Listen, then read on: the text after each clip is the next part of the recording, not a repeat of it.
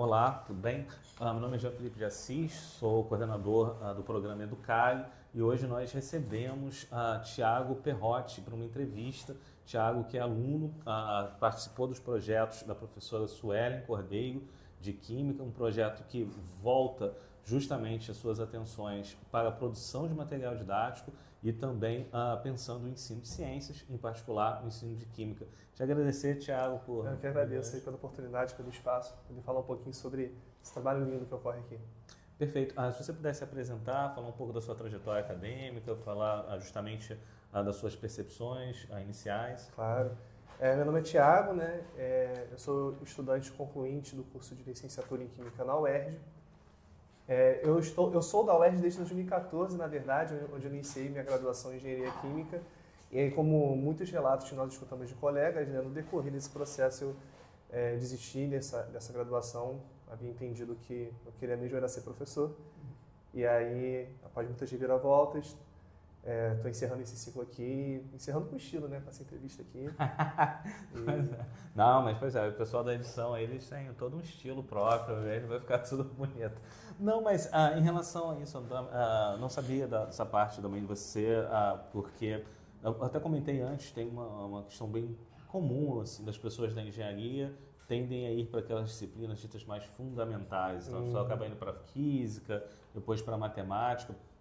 Como é que foi essa sua primeiro, os motivos da sua escolha e depois por que você acaba pensando mais nessa parte de docência? Tem alguns elementos, o que na sua trajetória, o que chamou a atenção nesse processo? Foi exatamente a parte da docência que me pegou, né? No ensino médio, né, nós somos muitas vezes obrigados a escolher muito jovens, né, a perspectiva para o restante da vida. Eu fiz o meu vestibular com 16 anos, na verdade, então eu já tive que escolher uma carreira, o que leva a gente para uma coisa muito comum, né? Eu gosto de ciências da natureza, então vou buscar alguma engenharia. E conversando com professores, engenharia química. Mas desde então eu já gostava de ensinar. Dentro da minha escola já havia ali uma monitoria informal incentivada pelos professores. Então, desde que eu iniciei minha graduação em engenharia química, eu trabalhava com aulas particulares, né? Era uma forma de renda extra, uma coisa que eu gostava de fazer, quase como um bico, né? O tempo foi passando, eu fui tomando cada vez mais gosto por isso, e em paralelo desenvolvendo atividades da universidade. Mas conforme eu estava, após ali aquele ciclo básico, né?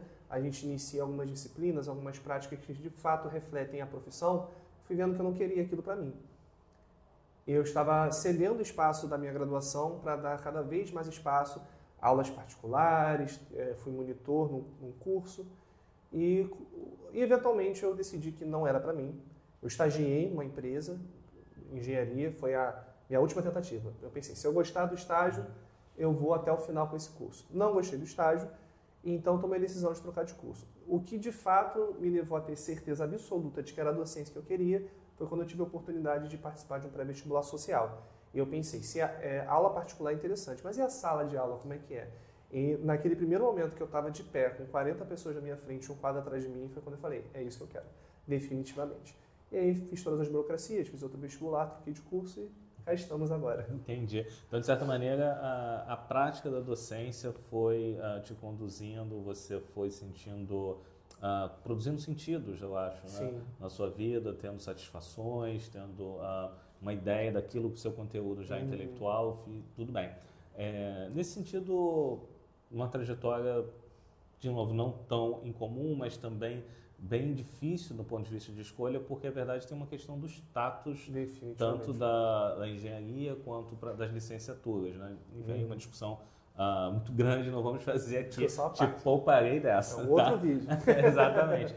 Mas, em particular, do ponto de vista de ciências, como você vê esse ensino de ciências no Brasil, tanto do ponto de vista do ensino superior quanto da educação básica?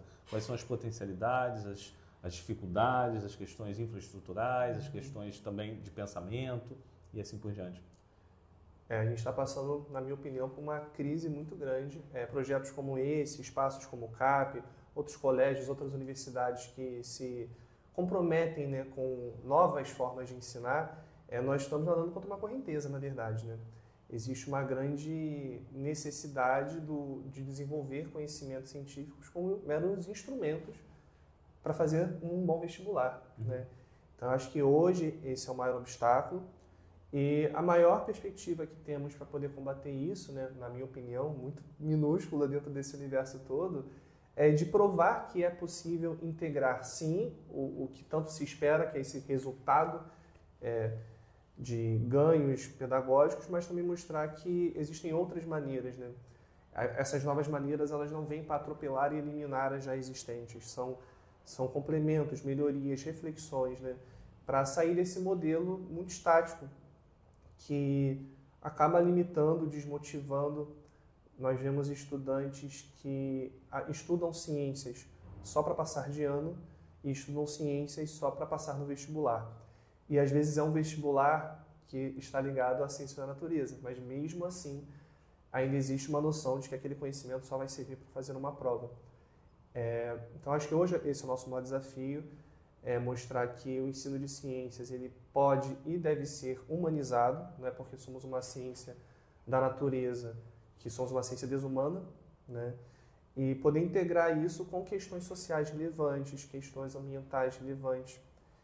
E essa é a verdadeira conexão com o cotidiano, né? Que tanto prezamos, né? Não é só trazer um experimento e pronto. O que está acontecendo no mundo hoje em dia e como que as ciências da natureza podem contribuir para essas discussões? Os problemas sociais reais, né?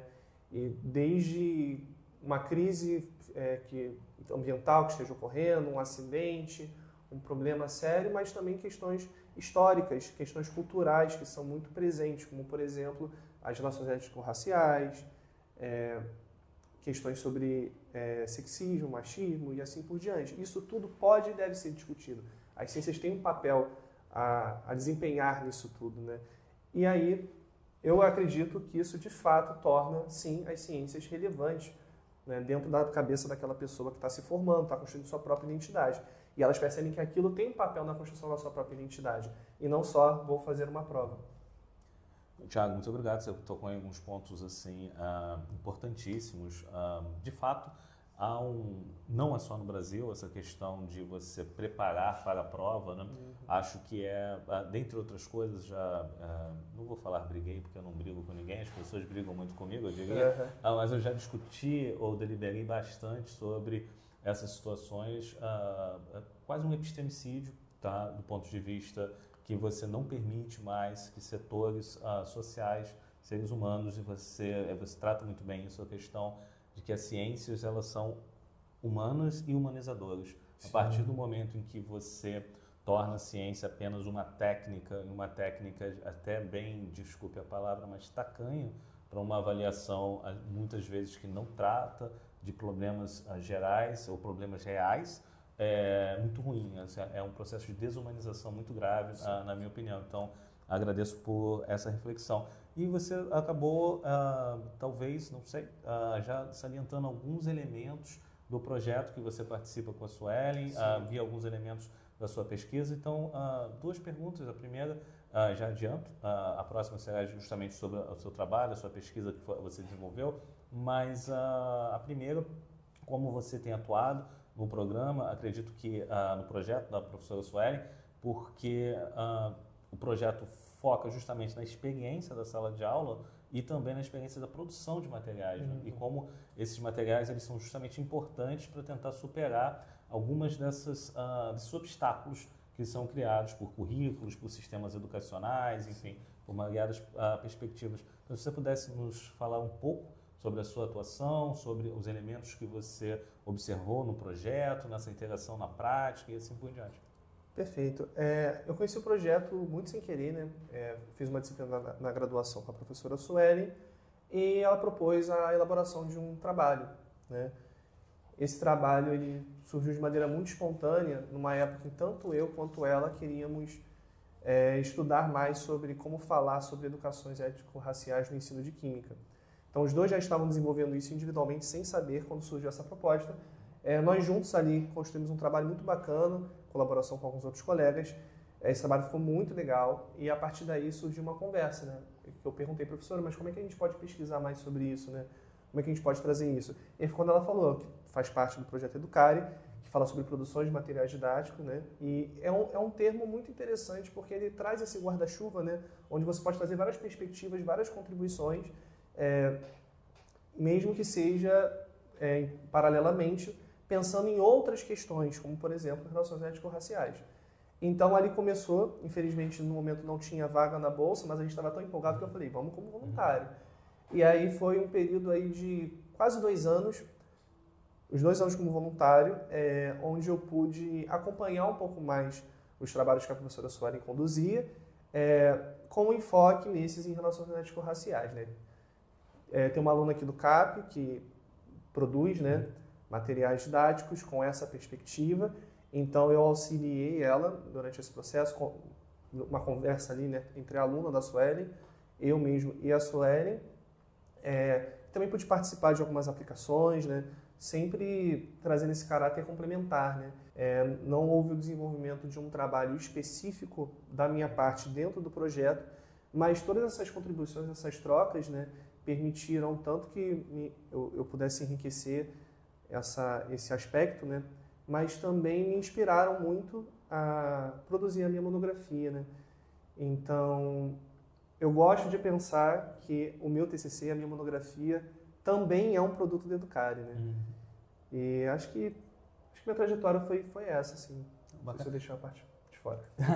Não, eu vou pedir que você fale um pouco da monografia, Claro. mas é interessante porque, nesse caso particular, conheço alguns alunos da educação básica que participaram e tudo, e tem um link direto com o que você apresenta, com uma crítica pertinente, em relação a como o ensino de ciências, em particular matemática, física, química, eles se voltam para alguns testes, uns testes estandarizados, padrões, e mais do que isso, né? Como você tem critérios de avaliação que muitas vezes não condizem com os processos cognitivos dos anos de escolaridade.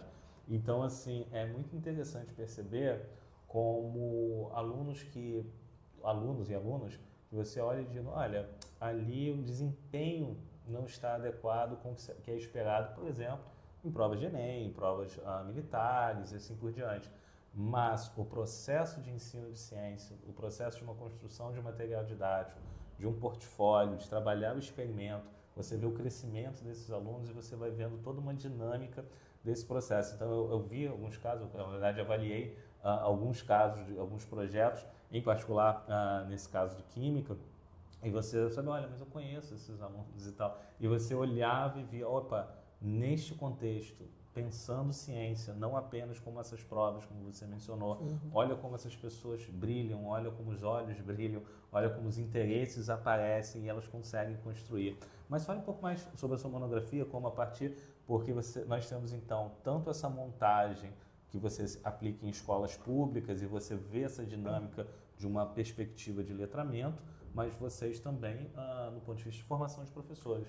Vocês observam aquela atuação e atuam também e geram trabalhos acadêmicos. Então, se você puder falar um pouco dessa dinâmica e da sua monografia em particular. Claro, eu vou aproveitar para puxar uma outra pergunta que você fez, que eu queria tocar num assunto que conversa com esse agora, né? Eu acho que um outro desafio no ensino de ciências é reconhecer os professores como pesquisadores, né?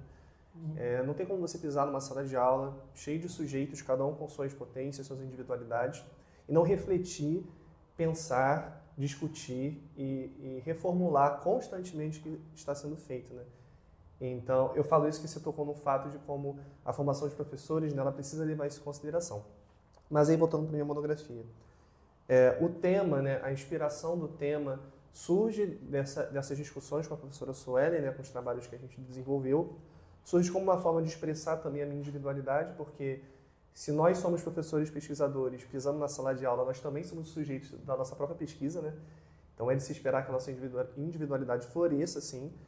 Eu sou praticante do candomblé, então isso aliado ao tipo de trabalho que eu queria desenvolver, criou essa sementinha. E aí no decorrer das várias disciplinas de graduação, é claro que precisamos discutir e refletir sobre como a formação de professores é feita hoje em dia, mas eu tive muitas oportunidades incríveis de poder regar essa ideia, né? Então, em diversas disciplinas isso foi tomando forma, passou ali pelo rigor metodológico, né? Antes a gente tinha um sonho, né? Agora, cadê a metodologia? Né? Então, isso me auxiliou muito a construir. Então, graças aos diversos professores e professoras lá do Estudo de Química da UERJ, eu consegui regar e cada vez mais florescer essa ideia. E o produto final surge como uma sequência didática usando o azeite de dendê como tema central, né? Eu defendo muito que quando nós apresentamos nas aulas de Química o sal, a função inorgânica sal, a gente fala muito sobre o NaCl, sal de cozinha. Então existe essa necessidade de trazer conexões cotidianas, que elas são importantes, mas elas se tornam superficiais. Você fala, NaCl é sal de cozinha, beleza, galera? Você chega em casa, você vê o pote com sal e pensa NaCl e acaba aí. Então, por que não fazer essas conexões com elementos que são presentes na nossa cultura, no nosso cotidiano? Eu gosto de pensar, eu uso essa frase quando tem zero rigor metodológico, zero ciência aqui, tá? Eu gosto de pensar que não tem nenhum brasileiro que nunca tenha ouvido falar de acarajé. Então, nós temos um elemento que constitui nossa identidade e que pode ir muito além do NaCl é sal de cozinha. Não, o azeite de dendê ele é um óleo por si só. Tem vários aspectos químicos que podem ser discutidos e ele está inserido num contexto que faz parte da identidade brasileira e faz parte de uma resistência cultural que data de séculos, né? Então você consegue trazer discussões sobre racismo, mais especificamente o racismo religioso, com conceitos químicos, mas sem deixar de conectar com o cotidiano. Então o trabalho surge dessa maneira, apliquei aqui mesmo no CAP, então o CAP é um privilégio, né? A gente faz química dura, a gente precisa de laboratório, tubo de ensaio. Professores precisam de, digamos assim, um laboratório humano, né? É claro que passa por todo um processo para garantir que seja bem feito, não vá influenciar de maneira negativa na formação, porque são coisas novas, mas são coisas novas refletidas, pensadas e discutidas antes de serem aplicadas, né? Mas as portas do CAP estavam abertas para mim, então eu consegui aplicar, consegui trazer resultados, trazer discussões e não parar na proposta. E foi incrível esse processo. O projeto do Educária, as contribuições da professora Suelen foram inestimáveis na construção disso. E conseguimos um resultado muito positivo. Os alunos gostaram, só reclamaram porque eu não trouxe acarajé. Todo mundo queria comer acarajé, mas tirando isso, tirando essa partezinha, que na próxima a gente resolve, foi incrível esse processo. Não, bem bacana. Desculpe a risada, não tem como não ir. Eu fiz ano passado algo sobre café, que era sobre a dinâmica do café, a dinâmica do café no Brasil, economia, aplicando questões de matemática. E a reclamação foi essa. Mas não trouxe café? Não trouxe um cafezinho? Mas isso é interessante, tá? Com certeza. Foi um grande aprendizado. Eu lembro que a Mariá, que faz parte do projeto lá do museu, ela falou, olha, importante pela questão do cheiro, a questão da sensibilidade, Sim. dos sentidos. E eu falei, aí entramos, nós estávamos aqui em off, conversando sobre a questão da estrutura, da verba, a questão do professor, você levanta do professor pesquisador, e ao mesmo tempo, ainda o professor seja pesquisador, as dinâmicas e as tantas atuações que esse professor está envolvido, e por mais que as ideias sejam boas, por mais que as estruturas existam, às vezes você não consegue executar. Então, assim, naquela dinâmica, por exemplo, eu aprendi muito. É importante levar o acarajé, é importante levar o café, sim. E acho que traz uma ideia também muito importante no ensino de ciências, que essa vocês falam bastante, né? Nós estamos aqui junto com 2 entrevistas, então acabei pluralizando, do cotidiano, mas de trazer mesmo, de falar, olha, o pH está aqui, essa estrutura, quando você mexe, quando você adiciona um açúcar, isso mexe dessa natureza, e as questões que você trata realmente étnico-raciais. Se você quiser dar uma mensagem a todos aqueles que têm interesse em ensino de ciências, em particular os professores, aqueles que estão na parte de licenciatura, pensar justamente nesses desafios, nessas potencialidades, aquilo que você quiser deixar como uma mensagem para todos nós agradeceremos muito. Claro. Eu acho que a aula que nós tivemos na nossa vida, né, o tipo de aula que nós tivemos contato, a tão chamada aula tradicional, né, a gente já sabe fazer. E não é para jogar lá fora, mas a graduação, a formação inicial e a formação continuada, ela precisa olhar para fora, ela precisa ver o mundo como ele é hoje. Então, eu acho que o recado que eu tenho é aproveitem o espaço da universidade. Todos os lugares têm defeitos, têm qualidades, têm prós e contras. Se agarrem nesses prós, se agarrem às oportunidades. Você pode entrar no estudo de química, estou falando porque eu sou da química, você pode entrar no estudo de química da sua universidade e não gostar de nenhum professor. Mas se tiver um que fez uma coisinha que você gostou, uma coisinha que te desperta alguma coisa, que faz você pensar, até mesmo aquele pensamento de eu faria melhor, cola nesse professor e mostra para ele como pode ser feito melhor. Seja você mesmo no seu trabalho ou dando uma sugestão. Não aceitem as coisas como elas são, né? E projetos como esse existem em todos os lugares. É só saber procurar, se relacione com seus professores, mesmo que você não goste da maneira que eles dão aula. Às vezes eles também são produto da época deles. Então cabe a nós trazer essa mudança, cabe a nós trazer... E não é uma mudança que joga fora o que já existiu, como eu falei mais cedo. São renovações, né? Uma brisa de ar fresco que possa tirar a gente desse processo quase que de máquina, né? A gente fala que os alunos estão virando máquinas de fazer provas, né? Mas os professores estão virando máquinas de dar aula também, né? Então, aproveitem esse espaço, ele é muito enriquecedor, não é só um diploma. E quem sabe amanhã você possa ser uma pessoa que também esteja formando professores da maneira que você gostaria que seus professores tivessem te formado. Eu acho que é isso. Agradeço, Thiago. Muito obrigado por aceitar o nosso convite. Agradecemos a todos e a todas que nos assistem, acompanhem as nossas redes.